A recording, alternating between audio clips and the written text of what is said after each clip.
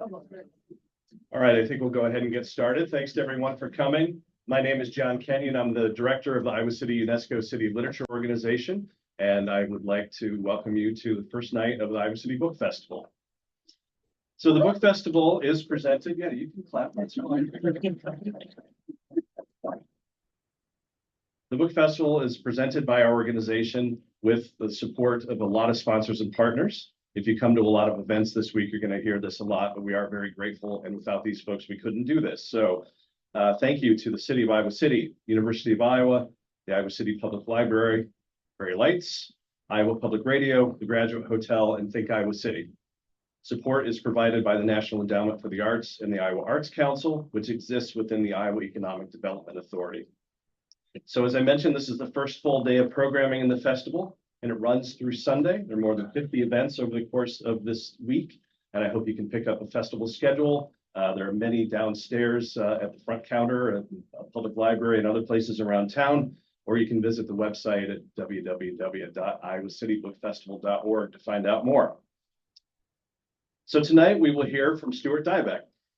Stuart is a 1973 graduate of the Iowa Writers Workshop and the author of 5 books of fiction: Childhood and Other Neighborhoods, The Coast of Chicago, I Sailed with Magellan, Ecstatic Cahoots, and Paper Lantern, as well as 2 collections of poetry, Brass Knuckles and Streets in Their Own Ink.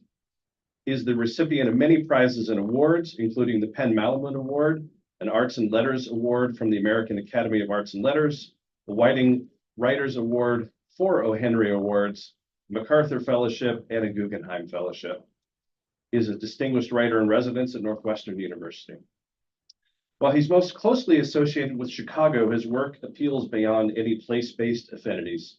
In a recent interview with Loyola University, where he earned bachelor's and master's degrees, Dybek said there's a personal relationship one has with the city. Chicago writers don't really write about Chicago. It is a city of neighborhoods, and in writing about that neighborhood, you can write about a small space that then takes credit for the big space. And I would say he is definitely a master of writing about small things that stand in for very big things. And we are very thrilled to have him here at the Iowa City Book Festival. Stuart Dybek.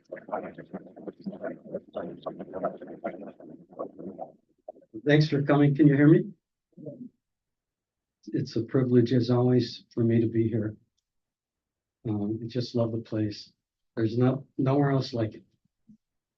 And I'm a little hoarse. I was wondering what to read, and for a while I was thinking just short things.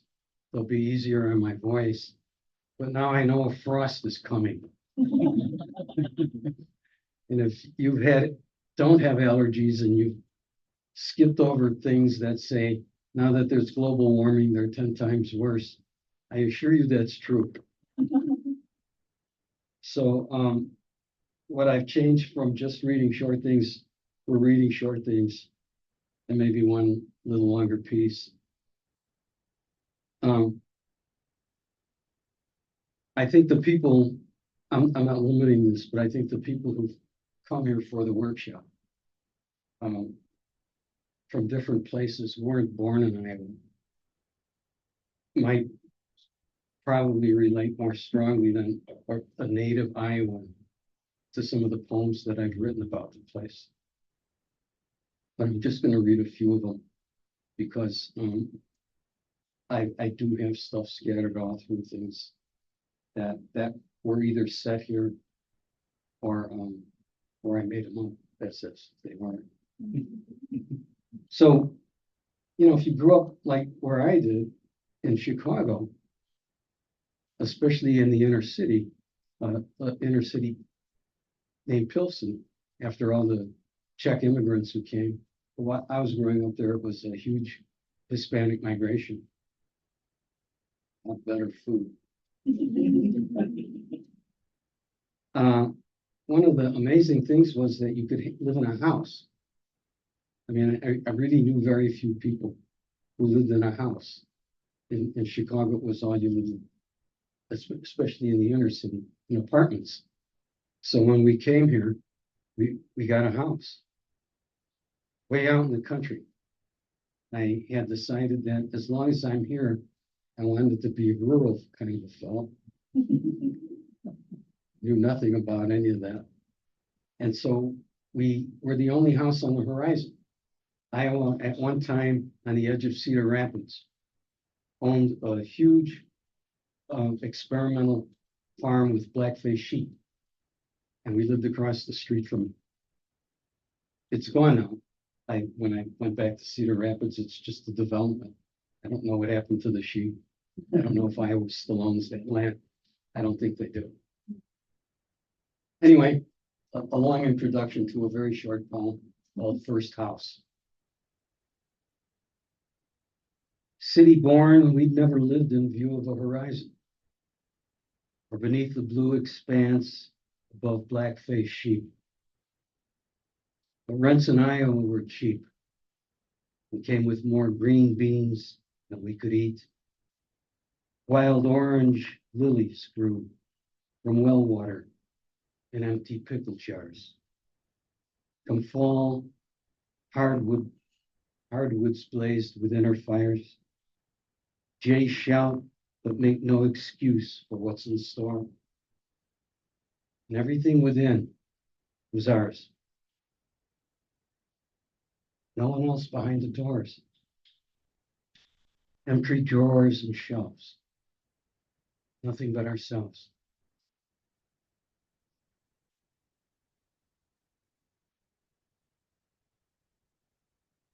Scott Brett. Amazing how high the swirl of dust from a nameless dirt road rises, as if the road itself ascends over the rusted flyway of abandoned tracks that are the shortest distance between two nowheres.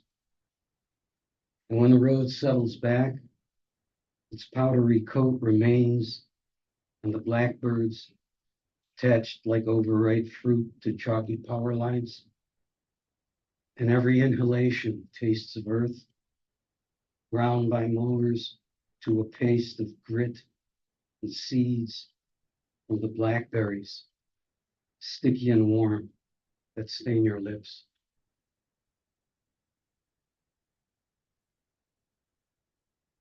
I used to always come back down the tracks. The workshop was located in the EPB, and I grew up in a neighborhood of railroad tracks, and loved trains.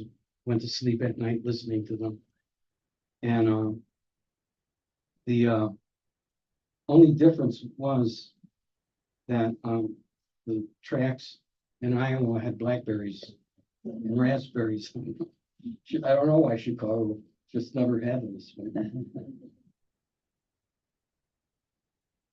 So we lived in a little house that came furnished, and it had an old barn behind it, which we used as a garage. And this is a sonnet called Scythe. Scythe is in the barn demoted to garage, the axe and a cherry stump can't be budged. Daylight perforates its siding despite the battered armor of license plates, corroded colors, same state, decay. Their date's the only history of whoever tilled the soil and left as a welcome the skull of a possum nailed to the door, and the trail of lime to a torn sack in a corner where cobwebs festooned a scythe.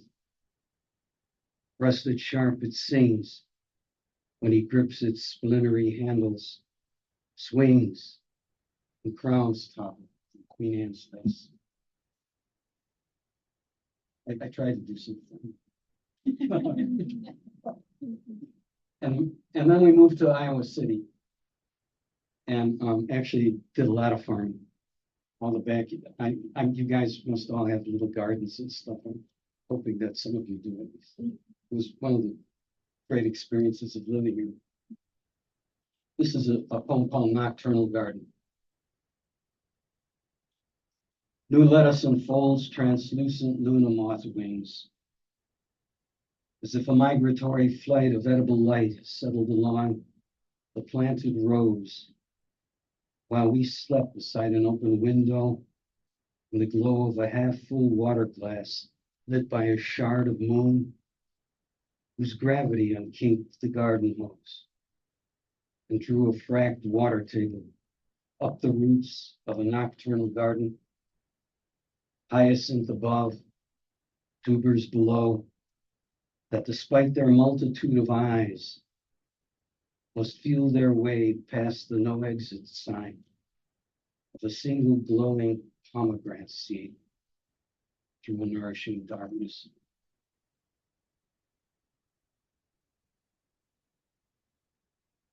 I'm going to read two more poems and take on a larger story. So, when you're gardening, you notice other gardeners, and one of the things about Grant Wood is really one of my favorite painters ever. And one of the things I love about his paintings, besides how absolutely gorgeous they can be, is they can be a little spooky too. He's got a kind of a taste for just the edge of the grotesque that I suppose is most famous painting, which I used to go gape at all the time in the Chicago Art Institute. With the guy and his daughter with the pitchfork. So we had a neighbor who had a little bit of that edge of whatever you might want to call it, in the word grotesque matter. The gardener, genuflects to the queen of bees. She tells 3 rosaries of peas, her mouth a choir boy's, ringed with dirt, hands pulling weeds instead of hair. She weighs a melon in her skirt and lets it roll away unripened. The tepid holy water she collects, showers again from a dented watering can. It smells of mosquito larvae, gin, tastes of tin. Lately every word rhymes with sin.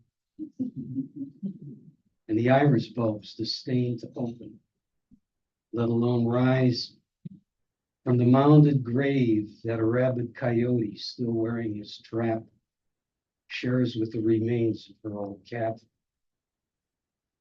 My lord, and the garden was graced with a surplus of heads of cabbage and rabbits, both there taking.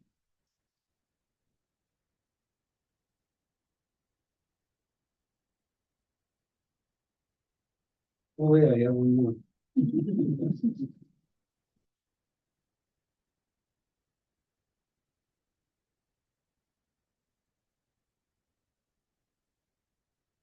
Dusk.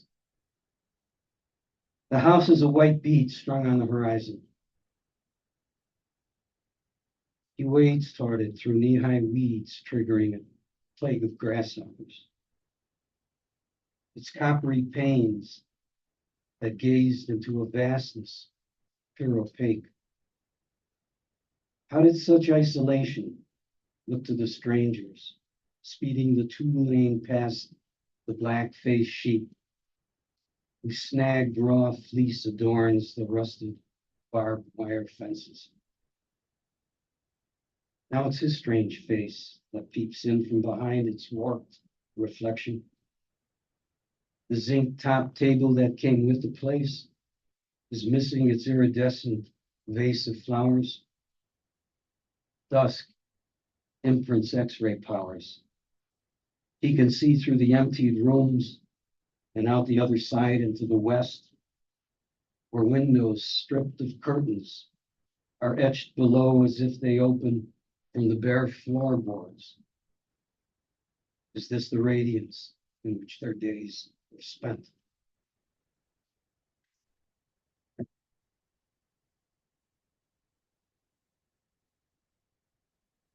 So I'm going to switch to another painter who lived at partly the same time that Wood did,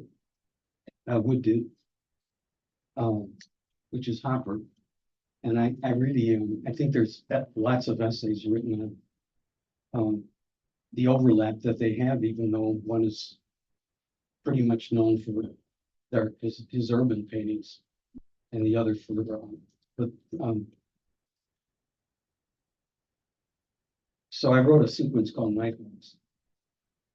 And each one is a little, not a copy at all from him, but just the kind of a vibe that he has. I'm going to read the first one just to give you a sense of what it reads like. And then I'm going to read the last one only because it reminds me of Iowa on a hot summer night, which it is a night. Listed by a few weeks. But I'm sneaking Iowa things.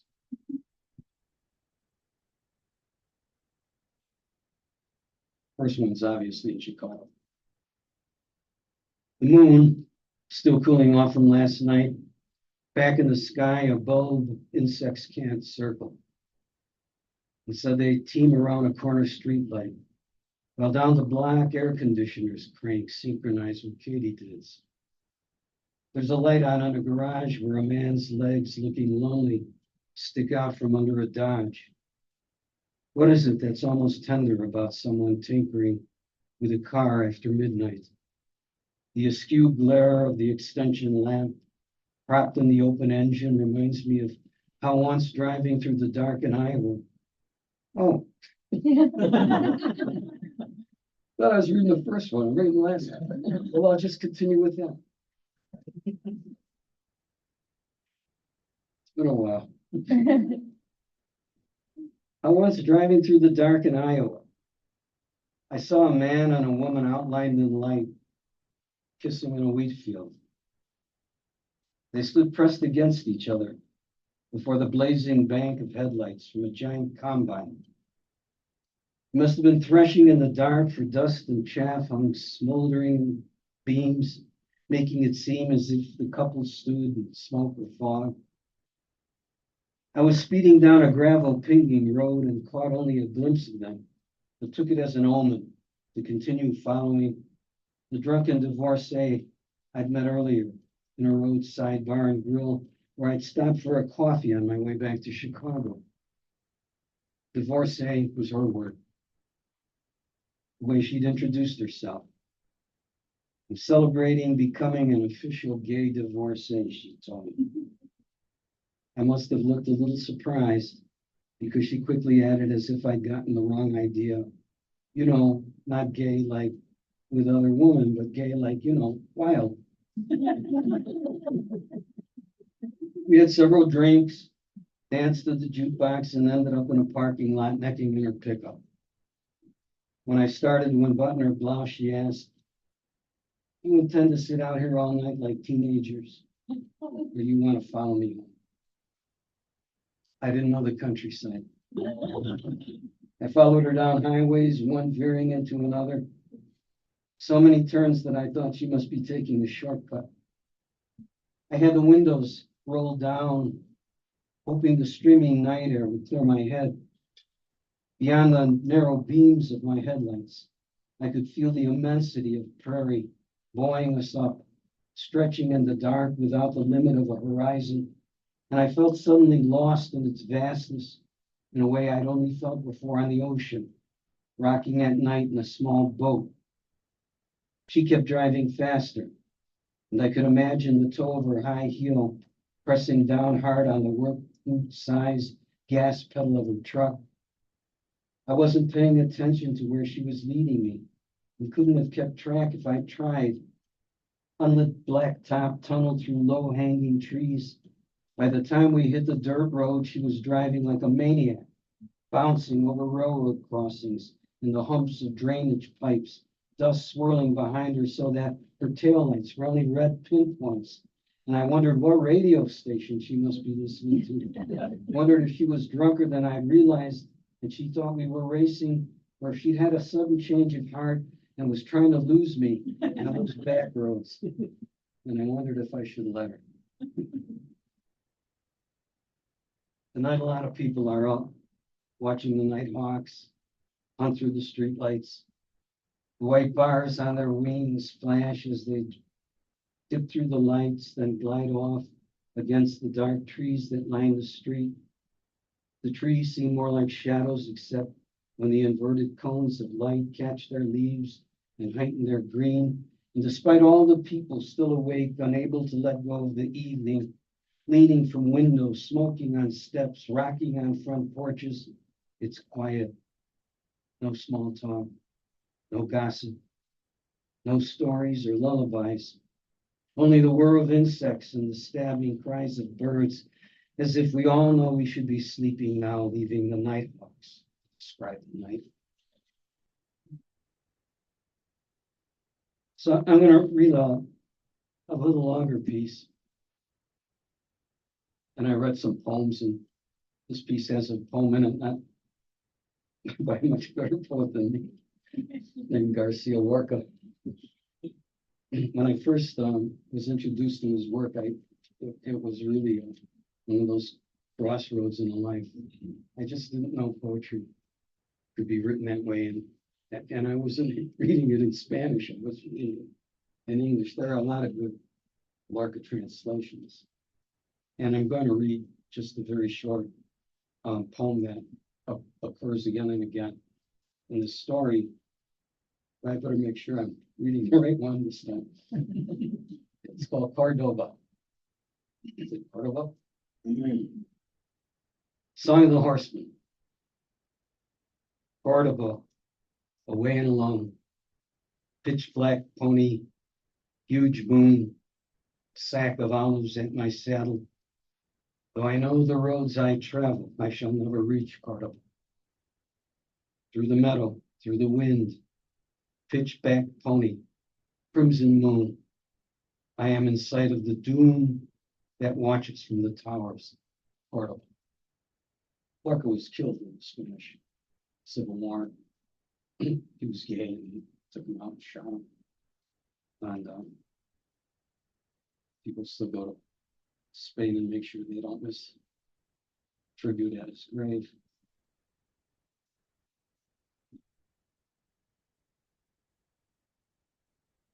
While we were kissing, the leather-bound Obras Completas opened to a photo of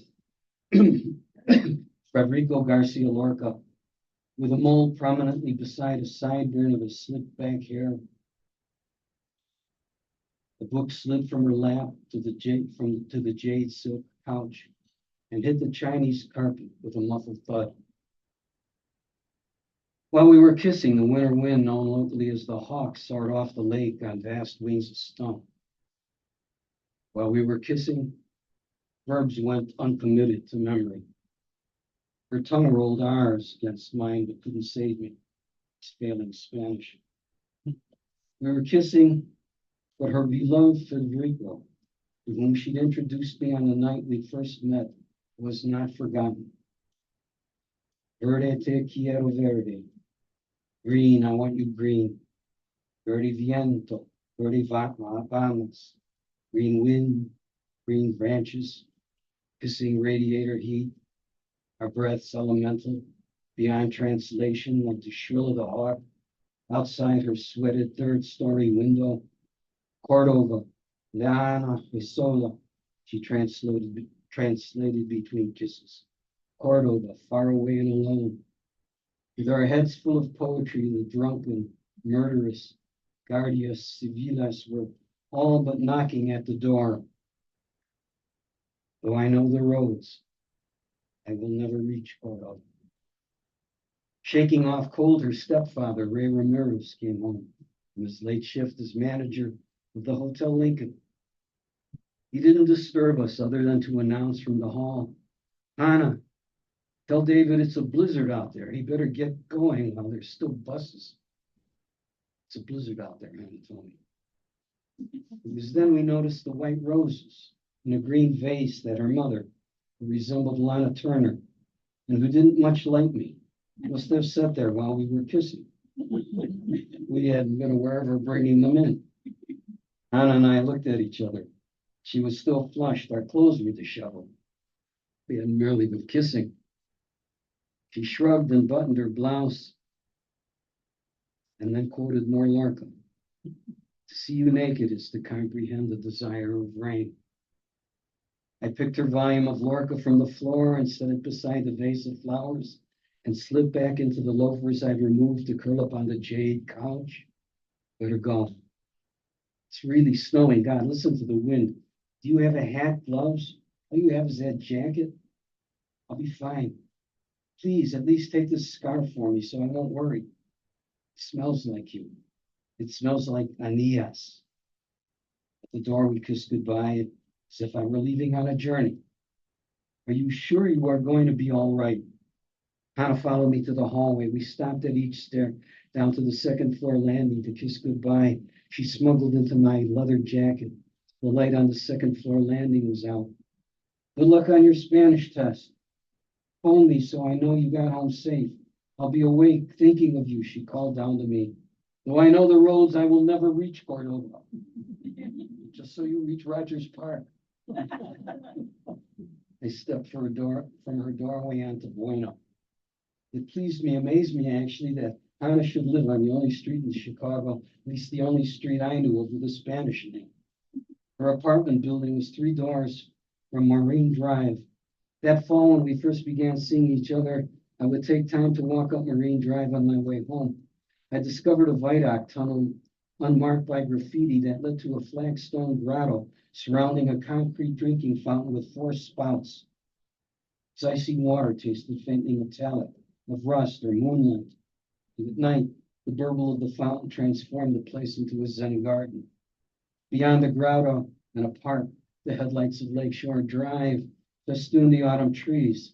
For a moment, I thought of going to hear the fountain purling under the snow, but the hawk raked my face, and the frosted trees quavered, green branches, green wind. I raised the collar of my jacket and wrapped a green chenille scarf around my throat. Even in the numbing wind, smelled of perfume. At the time I slogged the 4 blocks to Broadway, it wasn't Lorca, but a line by Emily Dickinson that expressed the night. 0 at the bone.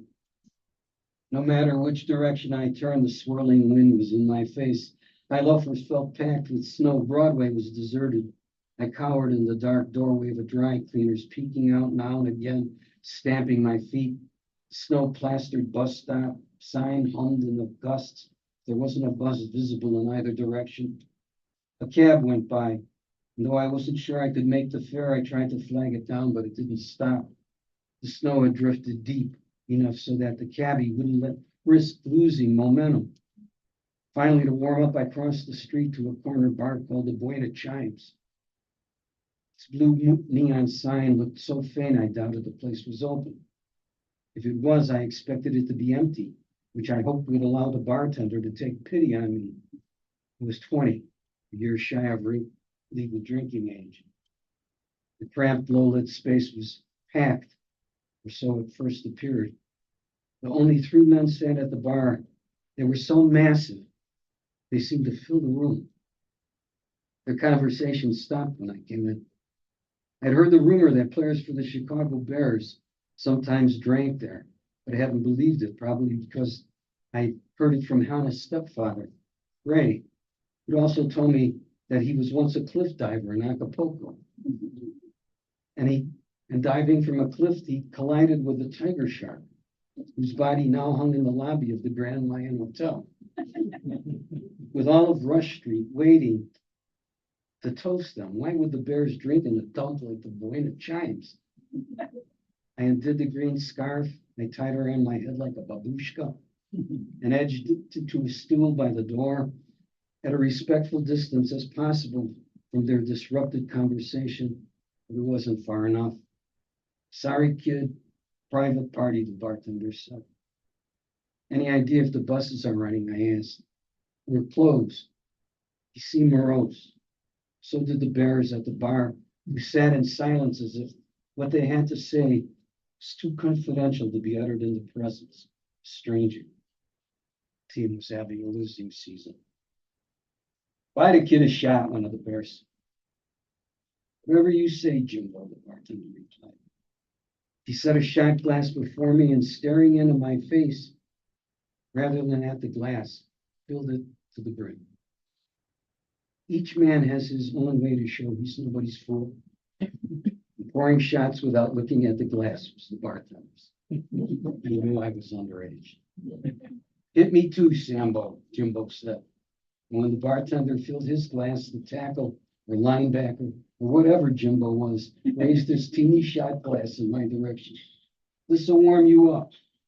Don't say I never bought you nothing. We threw back our whiskeys. Much thanks, I said. Now get your puny ass out of here, Jimbo. Back outside, I'd hooded my head in the green scarf and watched the snowplow with rolling emergency lights scuff by and disappear up Broadway. Waiting was futile. I decided to walk to the L station on Wilson. Rather than wade the drifted sidewalks, I followed the ruts the snowplow left in the street. I trudged heads down, not bothering to check the traffic, until I heard a horn behind me. Headlights burrowed through the blizzard. The beams appeared to be shooting confetti. The car, a Lincoln maybe, sported an enormous toothy grill. Whatever its mate, the style was what in my old neighborhood we called a pimpmobile. I stepped from the ruts to give it room to pass. It slowed to a stop. The steamed window slid down. Need a ride, hombre? I got in, my lips too frozen for more than a thanks.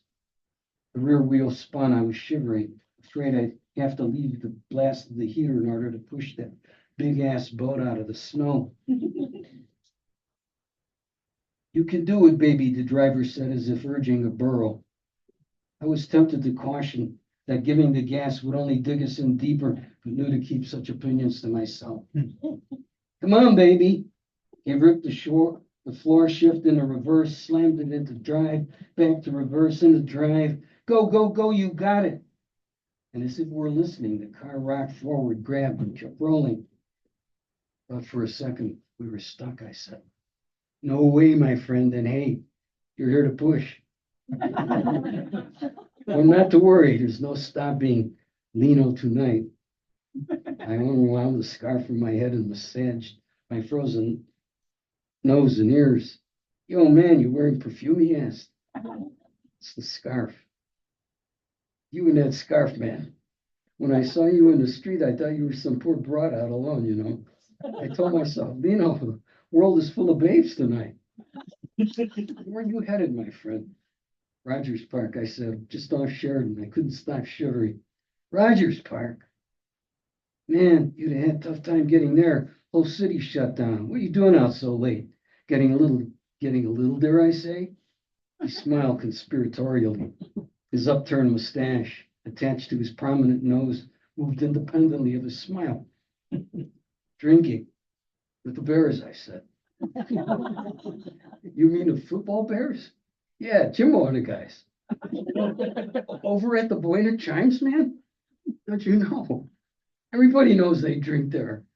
You got the shakes, man. Lino got the cure. Pop that glove compartment. I pressed the button. The glove compartment flopped open. An initial silver flask rested on a ratty-looking street map. Beneath the map, I could see the waffle gray handle of a small caliber gun. I closed the glove compartment, and we passed the flask between us in silence. What are we drinking? I asked. It had an oily licorice taste, the kick of grain alcohol. I lost my place. Not what I expected. We're drinking to a night that's going to be a goddamn legend, hombre. The kind of night that changes your life. He took a swig for emphasis, then passed the flask to me. To our lucky night. Hey, I'm spreading the luck around, right? Your luck I picked you up. My luck because I got picked up. Huh? Wasn't sure I liked the sound of that. Held off taking my swig. Check this out.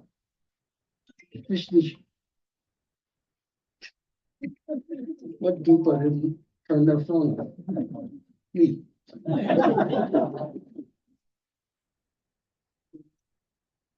Sorry about that. Check this out. He fished his shirt pocket, handed me a folded scrap of paper, and flicked on the overhead interior light. The paper unfolded into a lipstick impression of a kiss, a phone number inscribed in what looked like eyebrow pencil, and the words, "Call me tonight," underlined. You ever seen a woman so hot you didn't want to stare, you couldn't take your eyes off her? I don't mean some like at a singles bar. I'm in the Seasons, and I see this almost blonde in a tight green dress. She's drinking with a guy and don't look happy.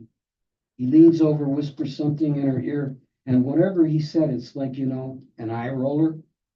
She turns away from him, and she's rolling her eyes to no one in particular and catches me staring. She's got these beautiful eyes, and I roll my eyes too. And just for a sec, she smiles, then goes back to her drink. Doesn't look at me again. 5 minutes later, she gets up and goes to the ladies. And when she does, I see the green dress is a plunging back. She walks right by my table, and on her way back, she drops a note. I reached for the flask, took a hit. He reaches for the flask, took a hit, and flicked out the interior light. Blowing snow reflected opaque in the headlights. It was hard to see ahead. He flipped the headlights off too. Better without them, he said. Ain't no oncoming traffic to worry about. We driven blocks past the L station on Wilson, a little Asia town on Argyle, ignored all the traffic signals on Broadway to keep our momentum, and had yet to see another car. We were approaching Sheridan Road. I was finally warmed up, though my feet were still numb. He took another swallow. He was drinking 2 to my 1 and passed the flask. It was noticeably lighter. You believe in love at first sight, man? Romantic crap, right? An excuse some people need to get laid. I'm 34 years old, and that's what I always thought, but now I don't know. Or more, it's like I do know. I know what's going to happen, like it already happened. This snowstorm, the whole city shut down. Like destiny, man. Destiny in a green dress. Verde que te quiero verde, I said. Say what? Letters, words from a poem. My mind keeps going over how she rolled her eyes and suddenly we're staring at each other and boom, across a crowded room. He rolled his droopy eyes at mine to demonstrate. What's that old song? My pops used to sing it with an Italian accent. Summer in a enchanted evening, you shall see a stranger. And then he broke into Sinatra. Doobie doobie doo, doo doobie doobie. I wondered why he stopped to give me a ride. Out of kindness or before he'd mistaken me for a woman alone. Or to have someone along who could push in case we got stuck. I recalled a Chekhov story from a lit class called Grief, about a horse cab driver who on a freezing Moscow night tries to tell his story to every passenger he picks up, but rather than listen, each person tells him his own story. And finally, near dawn, as he unharnesses his poetry, the cab driver tells the story he's been trying to tell all night, that his little daughter has just died to his pony. Lena was driving with a story to tell, not about grief or love or even male vanity. It was about luck, and he needed someone to hear it. What are you going to do? I asked him. What am I going to do? I'm going to call her. She's hot. She's waiting. She wants me. It's a sin if a woman wants you and you don't go. You ever had anything like this happen to you? What would you do? Probably worry about what to say for openers. You could recite a poem. I got the perfect line, man. I'm going to ask her, what did that guy whisper to make you roll your eyes? See, that's what I meant about destiny. I already know what to say. You know her answer? Man, that's the fun part. I know she'll answer, but not what. I know we'll kiss, but not how she kisses. I know she'll give me something right off, but not what. I'm a nipple man. I don't know what perfume she wears or what her name is. I know she's probably home by now waiting for the call, but I won't know till she picks up the phone what her voice sounds like. Just one little scrap of paper and a lifetime history of questions. You can't tell nothing about her from her handwriting. Let me see that. Gave it back to you, I said. No, man, you didn't give it back. Yes, I did. I handed it back to you when you turned the overhead light out. right before you flicked the headlights out. I handed it back to you blocks ago. You didn't, man. You never gave it to me. Check your pockets. Checked his shirt pocket and the pockets of his top coat. I wouldn't have put it in my top coat, man. You still got it. Empty your jacket pockets, Cabron. He did as he asked. There wasn't anything but white petals from one of the roses Hannah's mother must have slipped in her pocket. She did things like that. What are you trying to pull, my friend? This is how you repay me for saving your ass from the cold? You think that babe is going to be a slut for any jerk who calls her up? You're crazy. You ain't ready for a woman like that. I didn't take it, man. He braked hard and the car swerved and came to a stop in the middle of the street. He flicked the headlights on. Get up, Cabron. Maybe you're sitting on it. I rose in my seat and so did he. It wasn't on the seats. Checked the floor. We looked at the smeary floor mats and felt under the seats. Check the bottom of your shoes. It's got to be her, I said. I'm going to ask you, polite, one more time. You could give me that phone number? I gave it to you. Why would I take it? I got my own girl. She insisted I wear her scarf. I thought you said you were drinking with the Bears. More bullshit, huh? Listen carefully. Last fucking time. Simple yes or no. His eyes stared hard in my face. I said nothing. He unscrewed the flask and drained it. Excuse me, man, I want to put this back. He reached past me, popped the glove compartment, and I was out of the car, running up Sheridan in the headlights he'd flicked on, bounding drifts, zigzagging along the sidewalk, hoping I'd be a harder target to hit. I could hear the tires whining behind me. He probably tried to give it gas and run me down, and now the car was stuck. I could hear it grinding from a block away and stopped to look back. He was trying to rock it from in reverse back to drive, just digging it in deeper. I actually thought of going back and saying, look, man, you were kind enough to give me a ride. Would I have come back to push you out if I'd have stolen your phone number? It was a nice thought, but could have got me killed.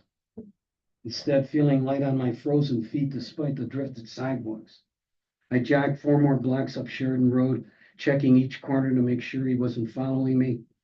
The snow fell more slowly, the wind had let up some, but I could barely see his headlights 5 blocks back in the haze of snow when I turned into my street.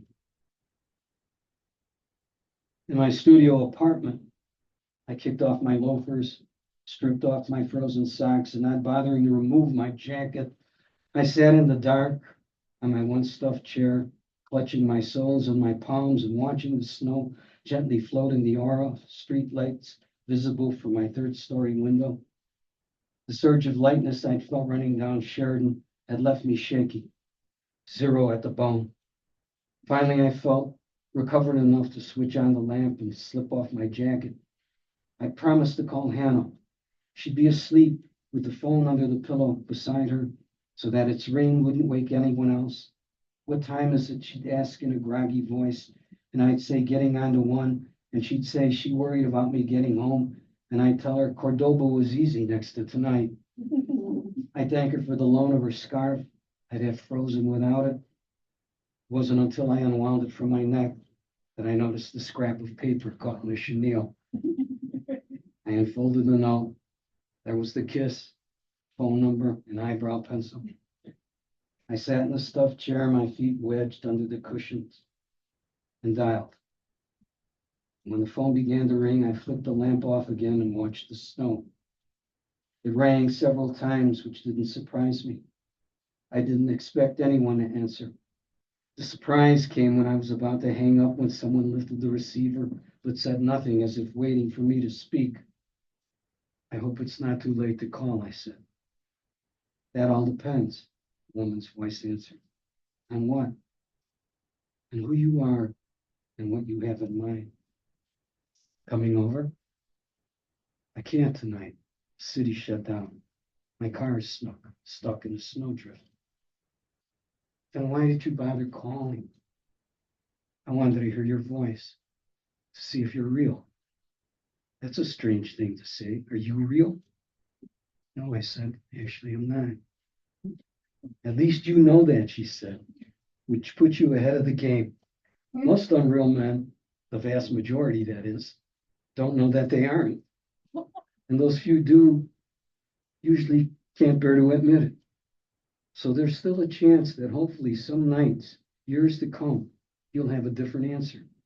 Good luck with that. Phone click. I listened to the buzz before hanging up.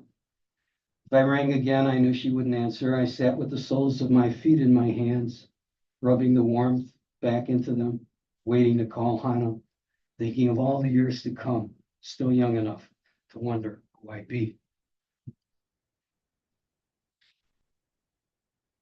So I'm going to end there.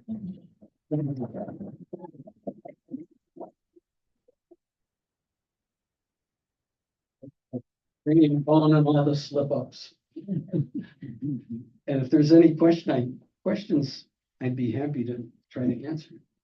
And I have the cordless mic here, so I'll pass it around. Anybody have a question? We have time for a few.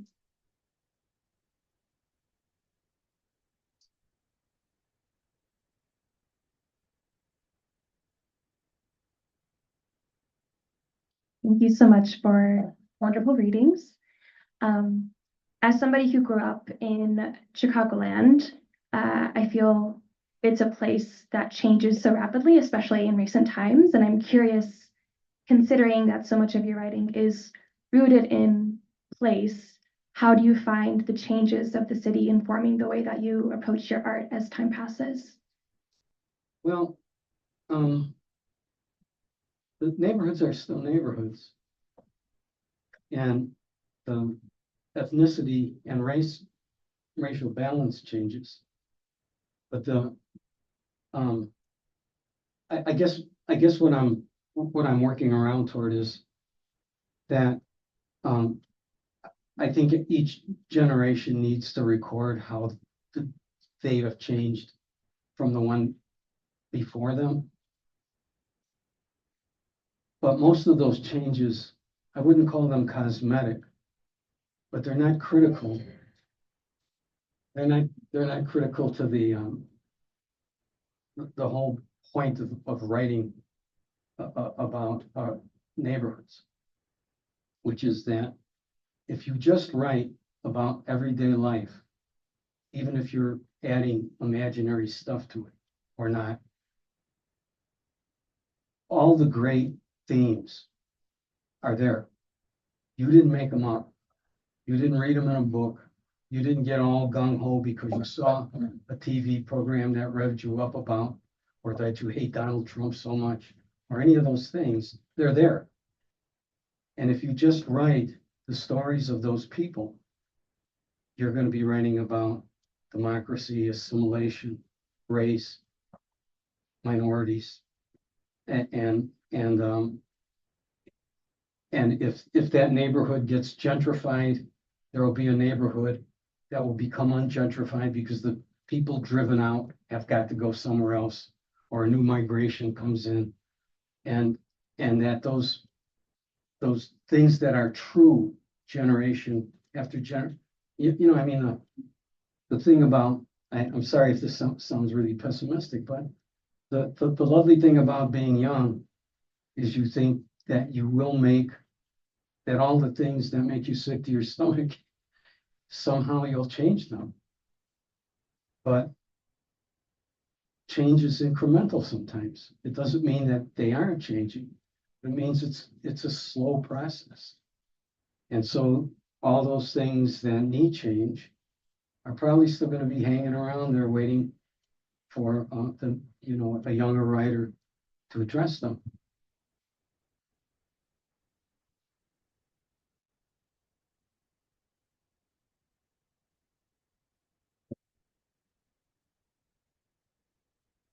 You write so well about these indelible moments that they seem to have all this distance, but really in reading them, I read you first in college and now reading you as a 49-year-old. I'm like, those characters seem so old to me when I read them in college, and now they seem so young, but they have this haze of nostalgia about them still. Just wonder if you could talk a little bit about, as you were coming up as a young writer, you were able to write about nostalgia so well coming in your early stories, and just how the idea of it has changed for you as you've grown as a writer. Well, I'm not sure that this applies only to me. In fact, I'd be interested if other people had, what other people think, but because the immigrant family I grew up in changed before my eyes so rapidly, I think I got nostalgic by the time I was 25. I didn't, they were all, we had these astonishing parties. Some of the poems I didn't read were about that, just wild polka things, and people couldn't speak English, and it was essentially a matriarchy. And I used to bring my friends who didn't grow up that way back to 18th and 17th Street. I wanted them to see it. I knew something was wonderful about it. And then it's gone. And the next generation all felt what I felt, nostalgia at an early age. But it was impossible for any of us to perpetuate it. And I'm still writing about that. I just didn't read any. I actually brought some stuff to maybe read tonight, but I didn't change my mind. And but so that's one thing. The other thing is that one of the big revelations I had when I read 100 Years of Solitude was I wasn't really, not that I am now, but much less so acquainted with Spanish literature. And there are these passages in 100 Years of Solitude where the characters walk around and they say things like, at least in English translation, "Oh, my nostalgia." And nobody says, "Shut up." It's not popular in the United States. It's like there's something to be ashamed of about it. But other cultures don't feel that way. They glory in it. They think it's, and I did a program one time in Paris, and for some reason, it's the only American writer they paired with 3 great Cuban writers. They just hated my guts. It wasn't anything I did except and I was just amazed to listen to these guys talk for 45 minutes about the old days in Cuba. And I thought, wow, maybe I should live in Cuba. So I don't know if that's really an answer to your question, but if nostalgia can come at different ages depending on what kind of where you've lived, what your experiences have been. I think there are also character types who, for some people are more prone to it than others. I'm already calling it an it.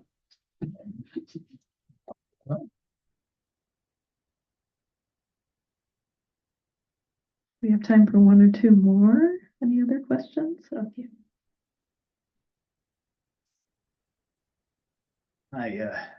Going off what you said about nostalgia, I was curious, when we hear the word nostalgia or nostalgic writing, I think maybe the reason we're embarrassed by it here is that we tend to associate that with rose-colored glasses a little bit. But it made me curious, how do you get the good kind of nostalgia? How do you get sentiment without sentimentality? What's your approach to writing authentically? Well, I love your place in a statement. certain year. Yeah, it's a wonderful statement. And that just a couple of things. One is that in your statement, what you're saying really clearly is that there's a challenge to it. And so now to go from a particular thing to a generality, a lot of times you're looking for a challenge in writing. Sentimentality is another one. So the challenge with sentimentality is you don't want to get so ironical or whatever that you can't do sentiment. They're two very different things, but one is the nasty shadow of the other. Again, speaking only for myself, the nostalgia in a family of immigrants is that the 7 guys on my mother's side, 5 of them died of alcoholism. On my father's side, so we felt like we had our own separate wing in Dunning. If you don't know what Dunning is, it would have been something out of Dickens, where if you can't afford to deal with a person who's either had their brains beat out or is schizophrenic, you put them there for the rest of their life.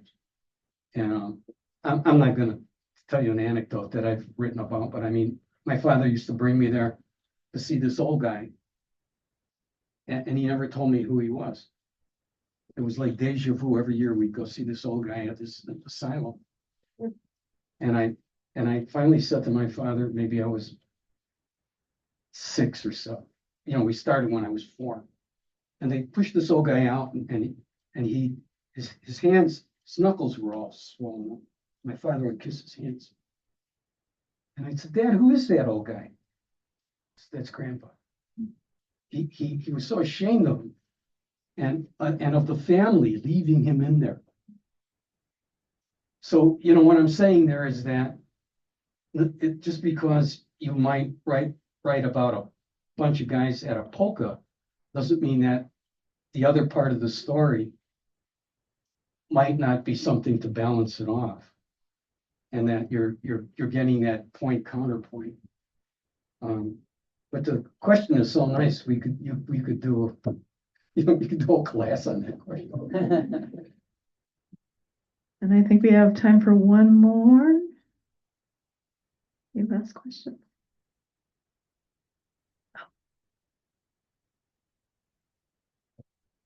I was just stunned by one of the phrases that you used in I think it's the Nocturnal Gardening poem, called Rosaries of Peace. Rosaries of Peas. Yeah, peace. And for this moment, I was thinking it's such a meditative thing to do in nature, in a garden. Just think of peace. It was just wonderful. Yeah, she's a highly religious woman who has trapped a coyote that killed her cat and buried it. And Are you now making this story right now, or? No, it's in the poem. That is, oh, wow. But, you know, you don't get stuff like that when a poem is just read at you. Oh, And now everything in the garden is not ripening, and it's going, whether it is or it isn't, in our mind. And I agree with what you said. Gardening is hugely meditative, as is prayer. Mhm. So this woman would be would be a woman who prayed. And but I'm really glad you like that image, because I did too. thank you. Thanks so much. Thank you so much, Stuart.